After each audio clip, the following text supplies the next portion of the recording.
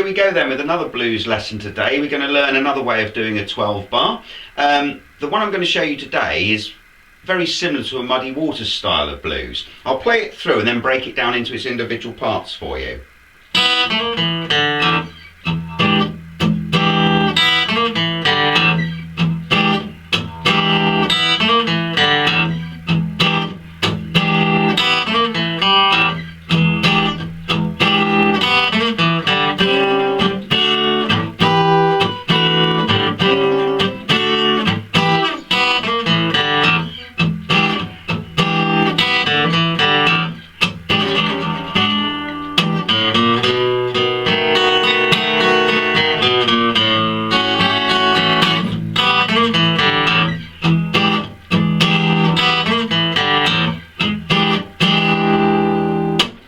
There's 12 bars.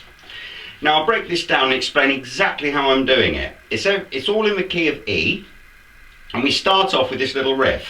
Now what I'm doing there, I'm starting by striking strings 1 and 2 open. Remember, that means no fingers on them, with a sharp upward stroke of my pick like that.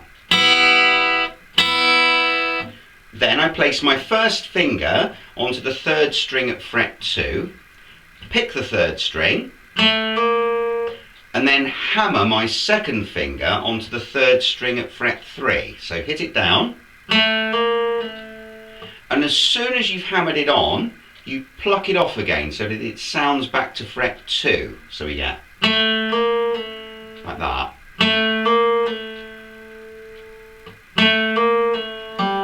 And as soon as it sounds to fret 2, you pick the finger off of fret 2 so that the 3rd string rings open. So it now sounds like this. So you're almost plucking that first finger off of the 3rd string, so you get the volume on the open note. Then you place your first finger onto the 4th string at fret 2 and pick that one. Then we pick the 4th string open, and then we hit the 6th string open with a downstroke. Now when I hit that 6th string, it's slightly muted. The way I do that is I have the palm of my picking hand slightly in front of the bridge, lying on the string, so you get that muted effect as opposed to more. So now when we put that phrase together in slow motion, this is what we get. Like that. With a bit of practice, you can speed it up a bit.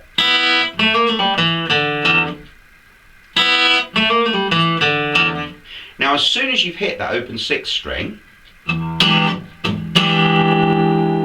we come in on this chord. Now this chord's used a lot in blues. It was a big favourite of Jimi Hendrix's.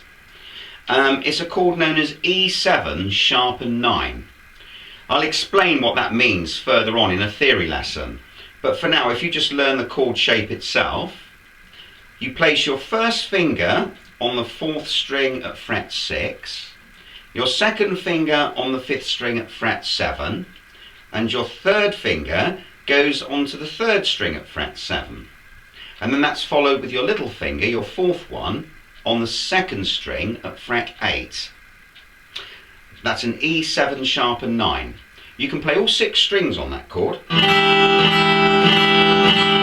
because you've got your open 6th string there, which gives you a nice root note.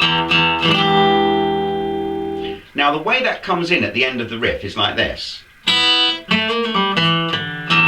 We've hit our open 6th string, muted. We then put the chord on, strike the 6th string again with a downstroke, and then strike across the chord. It's optional how many strings you hit, just strike across. And then repeat that. So pick the 6th string with a downstroke and then strike the chord again. So now when we put it together, this is what we have.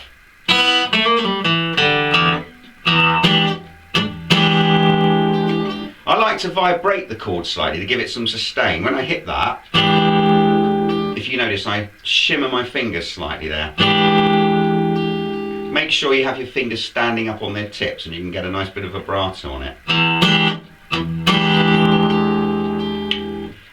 Now once we can play that, the idea then is to do it 4 times.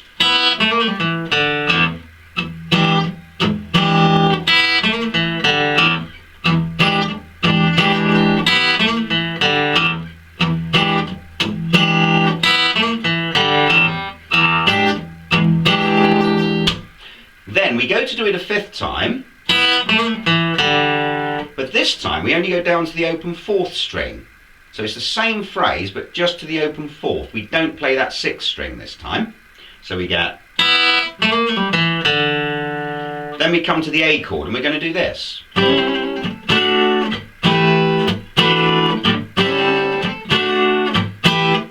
Now what we're doing here, we're placing a bar at fret 5, and we strike across from the fourth string. As soon as we do that, we trill our second finger onto the third string at fret 6. Now that's like a rapid hammer-on and pull-off. If I just do that with my finger, you can see the motion. It's like I'm plucking the third string rapidly. When you first do this, slow's the way to go. Like that, just get that. Takes a little bit of strength in that second finger, but it'll come with practice. So we get like that as we strike across. Then we place our third fingertip across strings 4, 3 and 2 at fret 7 and strike across from the fifth string. That's a version of a D chord. So we get... I should have said that first chord we did there with the trill, you could call that an A7. Then the D. Then we move the bar along to fret 7. So move your first finger and place it over all 6 strings at fret 7. And then we put our second finger on the second string at fret 8 and our third finger on the third string at fret 9. And I'm just playing the top 3 strings there. That's a version of an E minor chord. And then to finish this sequence, we take everything off except the bar, which is our first finger at fret 7. And we just strike across. Just keep that first finger on there. Strike across on the fifth string. So when we put that little sequence together, it sounds like this.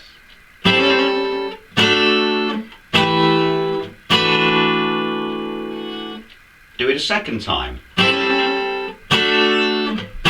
On the second time you stop short, you don't go to the bar at the end, you stop on the E minor. Like that. You can cut the sound then with the palm of your hand. So when you put those 2 bars together, this is what we get.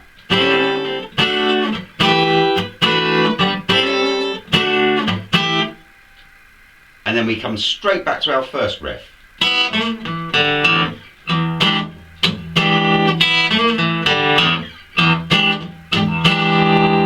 Which we're going to do another 2 times. Now you'll already know that.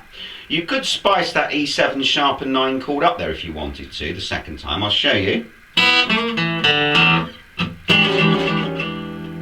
Always adds a nice little flavour to it there. As soon as you hit the chord, strike it with a downstroke and slide it back a fret. That means towards the headstock. So the whole shape slides down 1 fret. Then it immediately slides back again. And then back down a second time. And then back up a second time. So in slow motion it would sound like this. I'll do that again. I'll add that to the riff.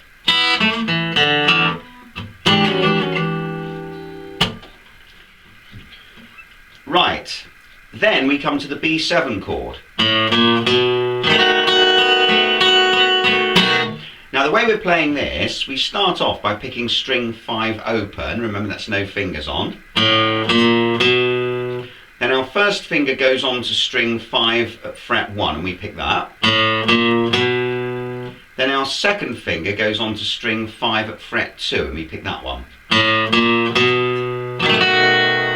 And then we place on an open B7. Now the open B7 is our first finger on the 4th string at fret 1, second finger on the 5th string at fret 2, third finger on the 3rd string at fret 2, and our little finger, our 4th one, on the 1st string at fret 2.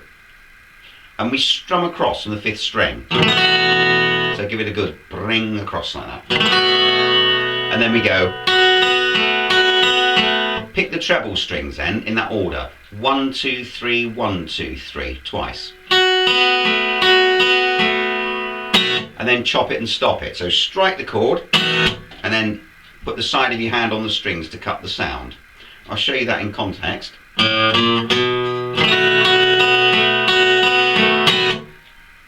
Then we walk back down the 5th string. So pick the 5th string at fret 2 with our 2nd finger on, then at fret 1 with our 1st finger, and then we pick the 5th string open, and then we place an A6 chord on our guitar. Now that's done with our 3rd finger over strings 4, 3, 2 and 1 at fret 2. It's like a mini bar, and we strike it across. Again, it's optional how many strings. I tend to strike it from about the 4th string there. So we get like that. Then your little finger, your 4th one, goes onto the 1st string at fret 3. We pick it, and as soon as we've picked it, we pull the little finger back off, snap it off, so that it sounds back to fret 2 where the A6 is. Then you can just go across the chord like that. You can pick the 2nd string, followed by the 3rd, followed by the 4th. So we've got B7 to the A7. Then we come back to our original E riff.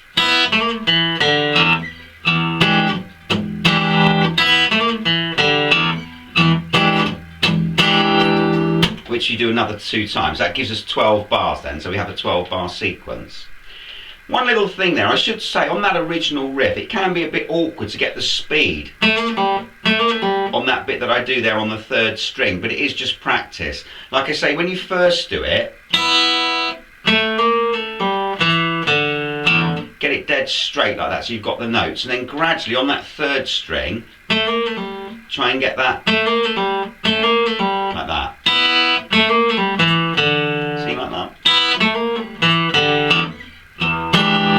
I'll play it through again.